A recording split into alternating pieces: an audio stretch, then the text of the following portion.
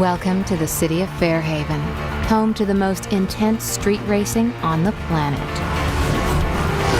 10 drivers rule these streets. Always on the run from the cops, they drive the best cars and dominate the city.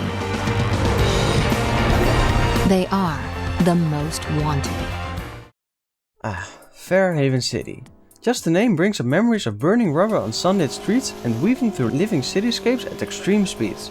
I played this game as a kid on a PlayStation 3, and I just drove around the city for hours on end, just because I was so immersed in the whole experience. There are no complex menus to distract you from racing. Most Wanted keeps things streamlined.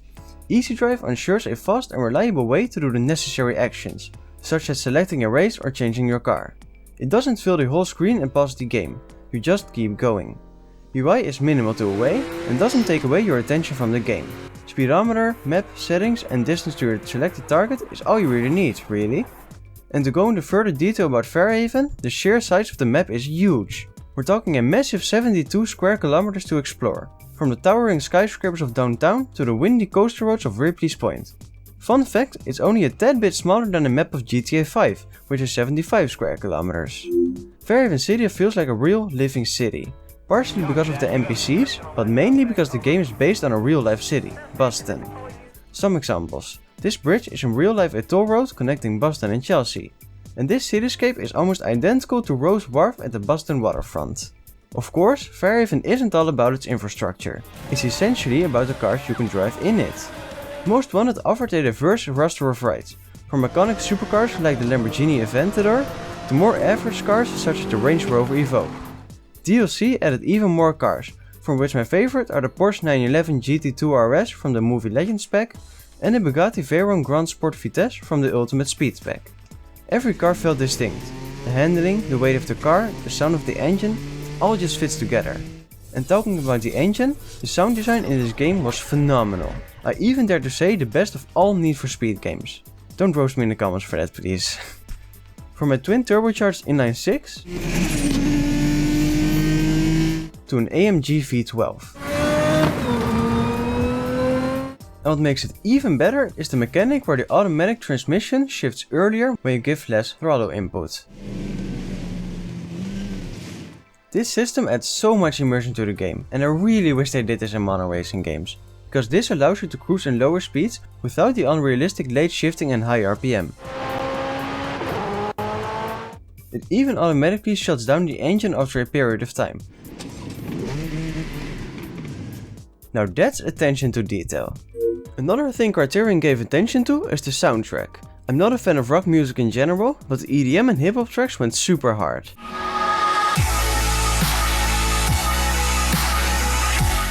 A small Easter egg you might not know is that the songs that play at parked cars are actually from Criterion's previous title Burnout Crash. Now, while the customization options aren't very extensive, there ain't any visual changes, while they were in the original Most Wanted, modifications do act as a form of performance enhancers. The tires can be changed for different kind of surfaces, and the chassis for various playstyles, for example. So, whether you like to protect yourself against collisions with the police at the cost of acceleration and control, or dodge their vehicles nimbly while being a bit less tough, the choice is yours.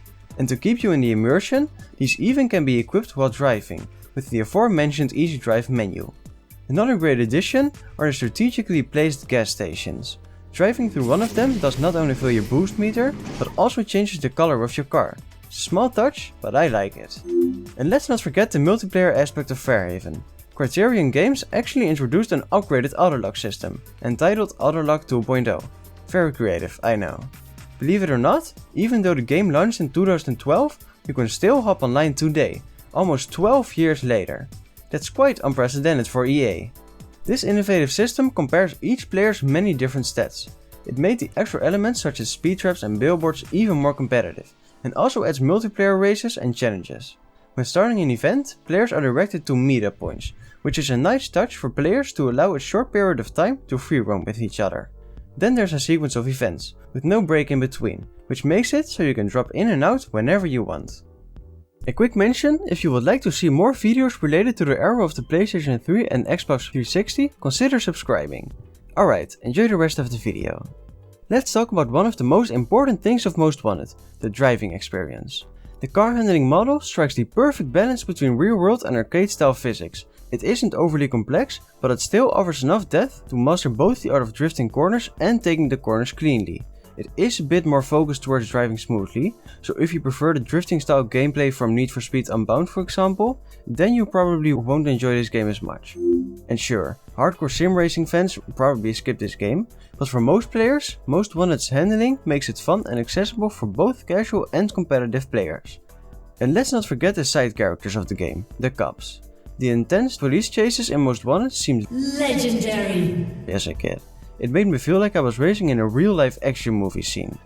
But looking at it without my nostalgia goggles on, it still forces you to push your driving skills to the limit. The handling model is perfectly suited for this kind of chases. You could pull off insane maneuvers to evade the police, like drifting around tight corners with inches to spare, or jumping through billboards at incredible distances, with the police mostly blindly following you. The AI isn't exactly intelligent, but they are relentless and aggressive. And the takedown mechanics? Those are pure fun. Lining up a perfect pit maneuver to watch a police cruiser become its own worst enemy is just satisfying. Another gameplay element that defines Most Wanted is the surprising amount of depth for completionists. You can not only smash every billboard and drive through every speed trap, the original part of this game are the jack spots. To progress through the game, you're almost expected to make at least a little effort to find a few cars. In theory, you can rush through the game by only using the Most Wanted cars you beat, but that isn't very fun now, is it? I personally love to explore every bit of Fairhaven, so for me it was just an extra bonus. And while mentioning all these gameplay elements, you maybe recognize some from an earlier Criterion game. The smashable billboards were actually introduced in Burnout Paradise. There are more matching elements, such as the boost meter of your car and the drive-through mechanic of the gas stations. You can almost call this game the Burnout game of the Need for Speed franchise. Every game has its fair share of scrapped content, and Most Wanted is no exception. Thanks to the effort of modders, some of this content is restored and even usable in-game. First off, there's a bunch of cars that were unreleased, including the classic Chevrolet Corvette Stingray, a rolling Fortress the Hummer H1 Alpha, and a well-known SUV, the Jeep Grand Cherokee SRT8. They each even have their own handling model. In the beta version of the game were not only regular cars, but police cars were drivable as well. A few examples: the Chevrolet Corvette CO6, the Dodge Charger SRT8, the Ford Crown Victoria, and the LAPD SWAT truck. The unreleased content goes beyond just cars, such as a splash screen, liveries, music, skybox, license plates. There's too much to cover for in this video, unfortunately. Of course, there's always a reason content gets cut. Maybe balancing issues arose during development, or perhaps time constraints for some tough decisions.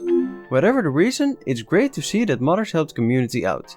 So, the next time you're cruising in Fairhaven, consider installing some of these mods. It gives the game a whole new feeling. Let's face it, Need for Speed had been in a bit of a rough patch before Most Wanted came onto the scene. I definitely remember some titles that, well, weren't exactly setting the racing gaming world on fire. But then came Criterion, which had developed many different arcade-style racing games before, and Most Wanted was finally a good game again for the franchise. It is debatable though if Hot Pursuit was a good game or not. But I like to think that Most Wanted revived the franchise. This game took the series back to its roots, focusing on what made Need for Speed special in the first place. Open world exploration, knocking out other cars, and the feeling of just the pure joy of racing. The only thing missing is more extensive customization.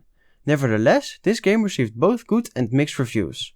While most people liked the gameplay, they disliked other elements, such as a smaller map and progression system.